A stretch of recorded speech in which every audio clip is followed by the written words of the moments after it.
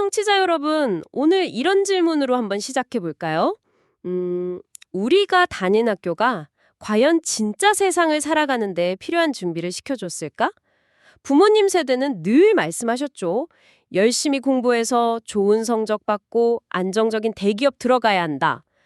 그런데 만약 그 성공 공식이 더 이상 유효하지 않은 시대에 우리가 살고 있다면 어떨까요? 네, 바로 그 지점을 정면으로 파고드는 책이 오늘 우리가 함께 살펴볼 로버트 기요사키의 부자 아빠, 가난한 아빠입니다. 아, 정말 유명한 책이죠. 그렇죠. 이 책이 나온 지 20년이 훌쩍 넘었는데도 여전히 회자되는 이유가 있거든요. 바로 그 질문에 대한 아주 도발적인 답변을 담고 있기 때문이죠. 저자가 직접 겪은 두 아버지의 상반된 가르침을 통해서요. 돈과 부에 대한 우리의 통념을 완전히 뒤집어 놓습니다. 맞아요. 한 분은 스탠퍼드까지 나온 엘리트지만 평생 돈 걱정에 시달렸던 친아버지, 그러니까 가난한 아빠. 네, 그리고 다른 한 분은 중학교도 졸업 못했지만 사업으로 하와이에서 손꼽히는 부자가 된 친구의 아버지, 부자 아빠죠. 오늘 저희는 이 책의 핵심 내용을 단순히 요약하는 걸 넘어서 왜 이 책이 그토록 큰 충격을 줬는지, 그리고 2024년인 지금도 이 가르침이 유효한지 한번 깊숙이 파고 들어보겠습니다. 좋습니다. 부자들이 따르는 다른 규칙이 과연 무엇인지 지금부터 함께 알아보시죠. 이 책의 가장 큰 매력은 역시 그 두 아버지의 극명한 대비인 것 같아요.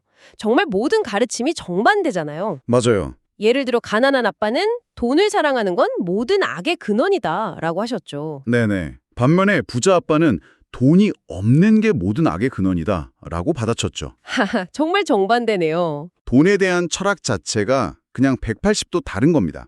가난한 아빠는 안정성을 최고로 여기면서 좋은 회사에 취직하기 위해 공부해라고 조언했지만 네, 우리가 흔히 듣는 말이죠. 그렇죠. 근데 부자 아빠는 관점을 확 비틀어서 좋은 회사를 인수하기 위해 공부해라고 말했거든요.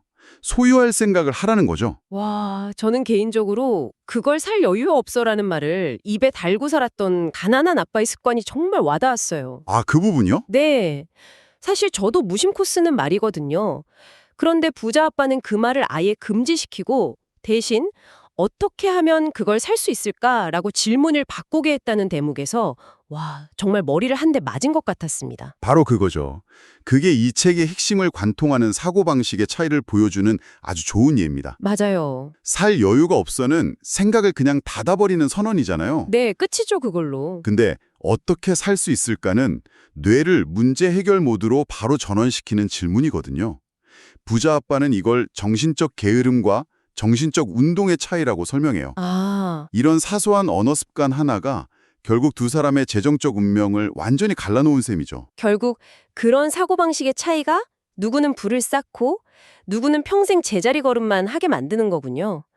책에서는 이 제자리 걸음을 아주 재밌는 용어로 표현하죠. 바로 생쥐경주, 렛레이스 말입니다. 네, 그 쳇바퀴를 뱅글뱅글 도는 햄스터 이미지가 딱 떠오르죠. 맞아요. 사실 생쥐경주라는 개념 자체가 아주 새로운 건 아니에요.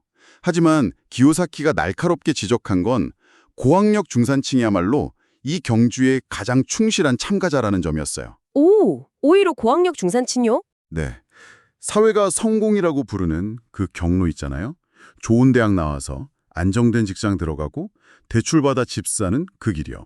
네, 그렇죠. 그 길이 사실은 재정적 독립에서 가장 멀어지는 길일 수 있다는 역설을 던진 거죠. 이게 90년대 후반에 엄청난 충격을 준 겁니다. 아니, 근데 좀 이상하네요. 열심히 일해서 월급 오르고 더 좋은 집으로 이사하고 이게 우리가 생각하는 보통의 성공적인 삶 아닌가요? 그런데 왜 그게 함정이라는 거죠? 그게 바로 이 책이 말하는 함정의 핵심입니다. 자, 월급이 오르면 사람들은 보통 뭘 하죠? 더 좋은 걸 사겠죠. 차를 바꾸거나. 그렇죠.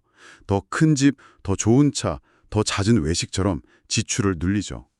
그럼 그 지출을 감당하기 위해 더 열심히 일해야 하고요.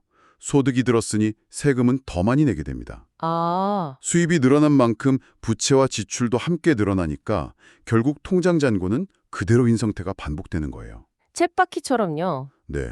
그러면서 자녀들에게도 똑같이 열심히 공부해서 안정적인 직업을 구하라고 가르치면서 이 쳇바퀴를 대물림하게 되는 거고요.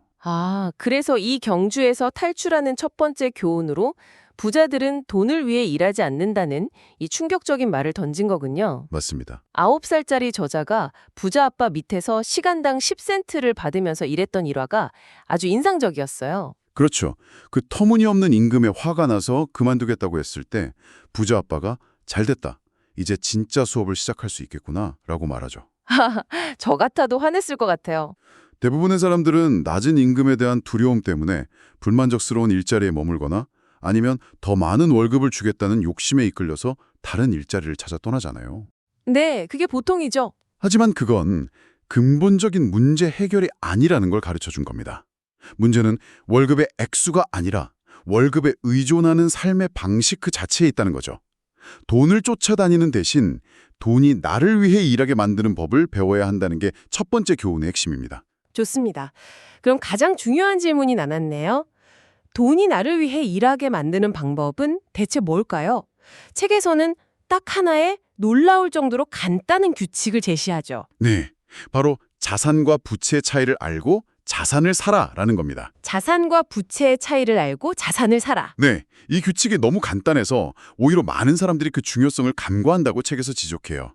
기요사키가 내리는 정의는 회계학적 정의랑은 약간 다른 아주 실용적인 정의예요. 어떻게 다른가요? 자산은 내 주머니에 돈을 넣어주는 것, 그리고 부채는 내 주머니에서 돈을 빼가는 것, 이게 전부입니다. 아, 그렇게 간단하게요? 네, 아주 명쾌하죠. 바로 이 지점에서 대부분의 사람들이 평생의 꿈으로 여기는 내 집 마련이 부채라는 아주 논쟁적인 주장이 나오죠. 맞아요. 이 부분에서 다들 하죠. 사실 이건 지금도 많은 분들이 받아들이기 힘들어하는 부분일 것 같아요. 아니, 집값이 오르면 당연히 자산이 되는 거 아닌가요? 아주 중요한 질문입니다. 여기서 기요사키가 강조하는 건 자산 가치가 아니라 현금 흐름이에요. 현금 흐름이요? 네. 물론 집값이 오르면 나중에 팔았을 때 자본이득을 얻을 수 있죠. 하지만 그 집에 내가 사는 동안은 어떻죠? 대출 이자 내야 하고 세금도 내고. 돈을 벌어다 주는 게 아니라 돈을 쓰게 만드는 명백한 부채라는 겁니다. 아, 관점의 차이군요. 돈이 들어오느냐, 나가느냐, 딱 그것만 보는 거네요. 정확합니다. 책에 나오는 그 현금 흐름 패턴 그림을 보면 그게 명확하게 이해되더라고요. 가난한 사람은 월급이 들어오면 지출로 전부 사라져버리고, 네. 중산층은 여기서 한 단계 더 나아가서 주택담보대출이나 자동차 할부금 같은 부채를 사들이고요. 맞습니다. 중산층은 그 부채를 자산이라고 착각하는 거죠. 그렇죠. 내 집, 내 차니까요. 반면 부자들의 현금 흐름 패턴은 완전히 다릅니다. 그들은 월급이나 사업소득이 생기면 그걸로 지출을 먼저 하는 게 아니라요. 주식, 채권, 임대용 부동산, 지적 재산권처럼 자신에게 꾸준히 돈을 벌어다주는 진짜 자산을 사는 데 집중합니다. 아, 자산을 먼저 사는군요. 네. 그리고 그 자산에서 나오는 소득으로 생활비를 충당하는 거죠. 그리고 남는 돈은 또 다른 자산을 사는데 재투자하고요. 이 선순환 구조가 한번 만들어지면 내가 잠을 자거나 휴가를 가 있는 동안에도 돈이 계속해서 나를 위해 일하게 되는 겁니다. 와, 이론적으로는 완벽하게 이해가 됩니다. 자산을 사서 돈이 돈을 벌게 하라. 그런데 만약 이게 그렇게 간단한 거라면 왜 대부분의 사람들은 그렇게 하지 못하는 걸까요? 책에서는 그 이유를 우리 내면의 아주 강력한 두 가지 감정, 바로 두려움과 욕심에서 찾습니다. 두려움과 욕심이요? 네. 돈이 없으면 어떡하지? 하는 두려움은 우리를 안전한 직장에 묶어두고요. 월급날 받은 돈으로 더 좋은 걸 사고 싶다는 욕심은 불필요한 소비를 하게 만들죠. 이 두 가지 감정이 우리를 월급이라는 쳇바퀴에 평생 갇히게 만드는 강력한 동력이라는 겁니다. 정말 공감 가는 이야기네요. 월급 받으면 바로 사고 싶었던 거 검색해 보는 게 하하 국물잖아요. 그렇죠. 그 욕심이라는 게 사실 나쁜 감정이라기보다는 그냥 더 나은 삶을 살고 싶은 자연스러운 욕구 같기도 한데요. 정확합니다. 그래서 기요사키는 이 감정들을 없애라고 말하지 않아요. 그건 불가능하니까요. 아, 없애는 게 아니고요. 네. 대신 감정에 지배당하지 말고 감정을 생각의 도구로 활용하라고 조언하죠. 생각의 도구로요? 예를 들어 두려움이 밀려올 때 더 안정적인 직장을 찾아야겠다고 반응하는 대신 이 두려움을 극복하고 재정적 독립을 이룰 방법은 없을까? 라고 생각하는 겁니다. 명품 가방을 사고 싶은 욕심이 들 때 충동적으로 카드를 긁는 대신에 이 가방을 내 월급이 아니라 내 자산이 사게 하려면 어떻게 해야 할까라고 질문을 던지는 거죠. 아, 한 단계 더 생각하는 거군요. 네. 이렇게 감정적인 반응과 이성적인 결정 사이에 잠깐의 생각하는 시간을 갖는 훈련, 이것이 바로 금융지능의 첫걸음이라고 말합니다. 금융지능이라는 말이 나오는군요. 사실 이 책이 단순히 부자 되는 법을 알려주는 비법서가 아니라 돈에 대해 스스로 생각하고 배우는 태도를 강조하는 금융교육서에 가깝다는 생각이 들어요. 재무제표를 읽고 돈의 흐름을 파악하는 능력. 둘째는 투자, 즉 돈이 돈을 벌게 만드는 전략. 셋째는 시장에 대한 이해. 그리고 마지막 넷째는 법률입니다. 세금 혜택이나 기업 구조 같은 지식이요. 와, 갑자기 난이도가 확 올라가는데요? 회계, 투자, 법률이라니. 그렇죠. 솔직히 일반 직장인이 이 모든 걸 전문가 수준으로 배우기는 거의 불가능하지 않나요? 이 조언이 너무 비현실적이라는 비판도 있을 것 같아요. 물론 그런 비판이 많습니다. 부자 아빠라는 인물이 실존 인물이냐는 논란도 있었고요. 아, 그런 논란도 있었군요. 네. 하지만 여기서 기요사키의 의도는 우리 모두가 회계사나 변호사가 되라는 게 아닙니다. 그럼 뭔가요?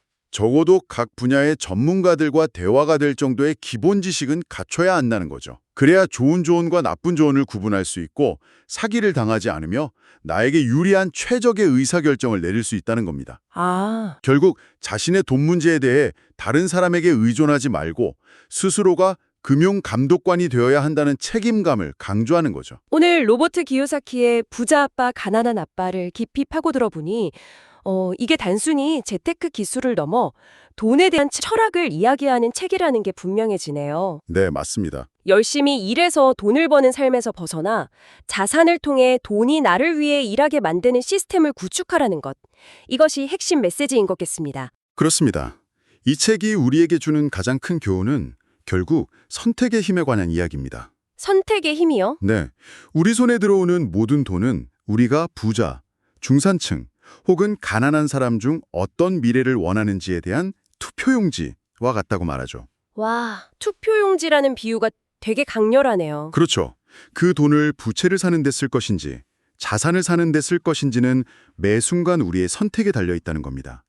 그리고 그 선택의 질을 높이는 가장 확실한 방법은 바로 금융교육에 시간과 노력을 투자하는 것이고요. 당신이 가진 유일하고도 진정한 자산은 당신의 마음이다.